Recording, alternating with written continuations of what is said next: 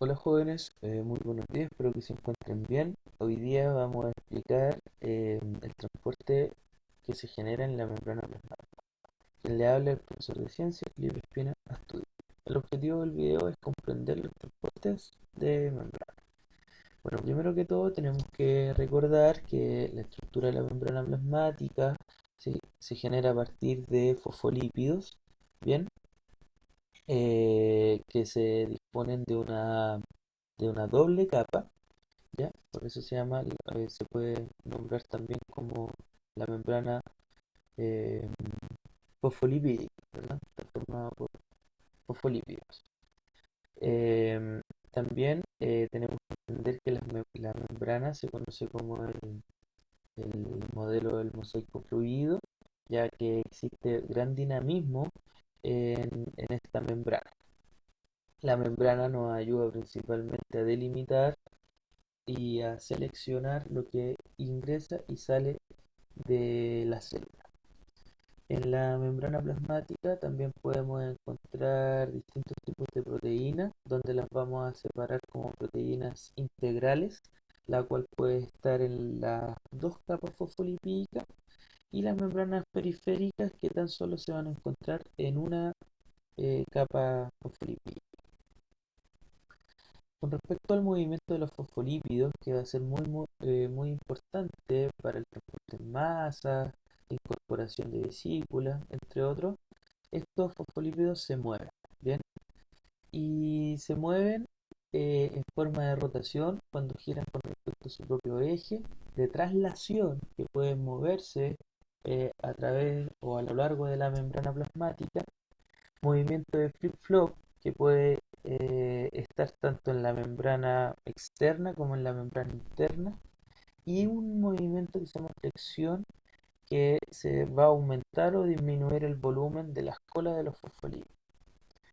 Bien, frente a eso mismo, tenemos que entender que el fosfolípido va a tener una cabeza hidrofílica, que va a tener afinidad con el agua, bien, principalmente por esta presencia de la carga negativa en el grupo fosfato, y va a tener también una cola de carácter hidrofóbica, bien, que va a tener enemistad con el agua, ¿ok? Bueno, también en la membrana plasmática, para poder darle un poquito más de no tanta fluidez, bien, tenemos estas moléculas de colesterol que también son lípidos, pero que sus cadenas son cíclicas, bien, están cerradas. Eh, Tenemos que entender también que la membrana plasmática cumple un rol de fiscalización, ¿bien? Va a ser selectivamente permeable. ¿Bien? Selecciona lo que ingresa o lo que sale de nuestra célula. Lo podemos emular o generar la analogía con respecto a la seguridad que presentan los aeropuertos, ya que en los aeropuertos hay distintas cosas que pueden ingresar a los aviones y que pueden viajar hasta otros países o a otras regiones. Bien, por lo tanto podemos hacer esta analogía con respecto a la seguridad de los aeropuertos con respecto a la membrana plasmática. Cuando hablamos de transporte de membrana lo vamos a dividir en dos grandes puntos, en los transportes activos y en los transportes pasivos.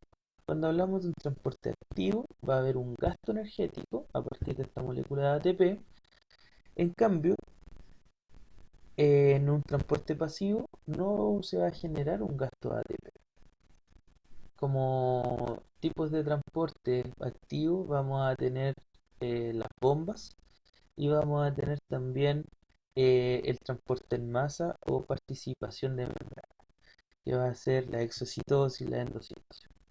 Y en los transportes pasivos, donde no vamos a tener un gasto energético, tenemos difusión simple, como la osmosis o la difusión del oxígeno y el dióxido de carbono.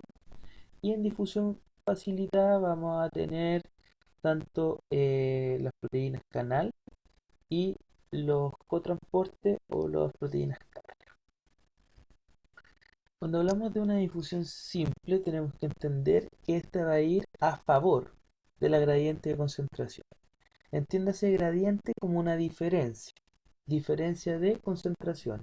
Estas concentraciones pueden ser de solutos, de ion, de carga, de pH, entre otros. Bien, cuando hablamos de difusión simple, vamos a hablar de moléculas, solutos, de pequeña peso molecular o de pequeña masa molecular. Bien, Eh, también vamos a tener la presencia de estas moléculas de baja masa molecular y también sin carga o apolar. Como máximo exponente, podríamos decir, de esta difusión simple, va a ser la difusión de gases que se genera en nuestra respiración general, ¿verdad? Nosotros inhalamos para poder incorporar el oxígeno a nuestras células y nosotros exhalamos dióxido de carbono. Lo maravilloso de esto es que no nos cansamos al respirar, ¿ya? ¿Por qué no nos cansamos al respirar? Porque esta difusión va a favor de la gradiente de concentración. ¿Bien? Em, en cambio, el agua también, recordemos siempre que estamos conformados alrededor del 70% de agua, por lo tanto el agua va a poder pasar bien por esta membrana, pero no con la velocidad que puede pasar el oxígeno o el dióxido de carbono, ¿bien? Sino que va a generar una presión osmótica, ¿bien? Y por esta presión osmótica, que es la fuerza que va a generar el agua en la membrana, va a permitir el paso. Como las colas son hidrofóbicas, van a generar estos movimientos, ¿bien? Que vimos anteriormente y va a poder pasar el agua. Pero en el transcurso del tiempo, ¿ok? Es más lento en el agua esta difusión simple. En órganos o estructuras especializadas con mucha cantidad de agua, como el intestino grueso, donde tenemos que absorber lo último de agua, o en los riñones, en la formación de la orina, para no generar una pérdida de agua y aumentar la velocidad de este movimiento de agua, tenemos unas proteínas que se llaman acuaporinas, ¿bien? Y lo vamos a conocer quizás más adelante. Ok, esa es la difusión simple, por lo tanto va a favor de la gradiente de concentración, pueden pasar moléculas de baja masa molecular y sin la presencia de carga o moléculas de carga de forma apolar. A sin polos, como el oxígeno y el dióxido de carbono. Pero, ¿qué ocurre si yo necesito incorporar a la célula moléculas de mayor tamaño o necesito incorporar o sacar algún tipo de iones? Y es donde ahora nos van a facilitar este transporte a partir de proteínas. Eso se conoce como la difusión facilitada. Esta difusión facilitada, nuevamente, es un tipo de transporte pasivo, por lo tanto no necesito energía, ¿bien? Va a favor de la gradiente de concentración y es altamente selectiva estas proteínas, ya que van a ser selectivas con respecto a la masa, ¿bien? O con respecto al voltaje, ¿bien? Como en el canal, como en el canal para incorporar este potasio, ¿bien? Este ion potasio, esta proteína, ¿bien? Eh, le facilita el paso, ¿ok? Bueno, aquí podemos ver un verso entre la difusión simple y la difusión facilitada. Ambos dos son del transporte pasivo.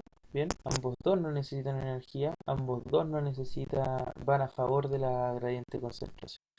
¿Cuál es la diferencia entre estos dos? Es que la difusión facilitada va a ayudarse de una proteína, bien, que va a ser muy específica tanto en tamaño y en carga. En cambio, en la difusión simple, estas moléculas van a poder pasar libremente y sin la presencia de una proteína. Frente a esto tenemos también las proteínas carrier o un cotransporte que va a poder llevar más de una molécula. Si se fijan acá, tan solo se puede llevar un tipo de soluto en una pura dirección. En cambio, en estos transportes secundarios, cotransporte o proteínas carrier, vamos a poder pasar más de un tipo de molécula o soluto. Por esto vamos a tener el SIMporte, que al momento de ingresar A, también vamos a poder, frente a este mismo impulso, vamos a poder ingresar el soluto B. Ambos dos a favor de la gradiente de concentración. En un antiporte, al momento de poder ingresar A, vamos a poder sacar B. ¿Qué es lo importante que tienen que tener claro? Que ambos dos van a favor de la gradiente de concentración y no utilizan ningún tipo de energía. Otro punto muy importante es la osmosis, que va a ser el flujo del agua a partir de la membrana plasmática. ¿Bien? Por lo tanto, como ya sabemos, el agua se puede mover por la membrana por difusión simple, ¿bien? Por una presión osmótica que genera. Ahora, nosotros dentro de esto vamos a tener distintos tipos de solución: hipertónica, isotónica e hipotónica. Cuando hablamos de hipotónica, vamos a decir que vamos a tener mayor cantidad de agua en la solución que de soluto. ¿Ok? Cuando hablamos de una solución isotónica, estamos hablando que está eh, equilibrada la cantidad de soluto con respecto a la cantidad de agua. Y cuando hablamos de un medio hipertónico, es que vamos a decir que hay menor presencia de agua con respecto a la cantidad de soluto. ¿Bien?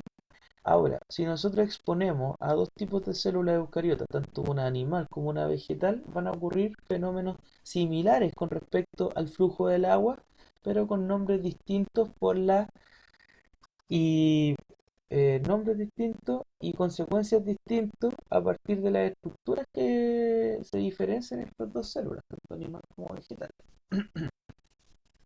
Frente a esto, si nosotros incorporamos una célula animal, un glóbulo rojo, un eritrocito, a una solución de carácter hipotónica, como hay mayor cantidad de agua fuera que al interior de la célula, y estamos hablando siempre que esto va a favor de la concentración, de la gradiente de concentración, el agua va a tender a ingresar a la célula.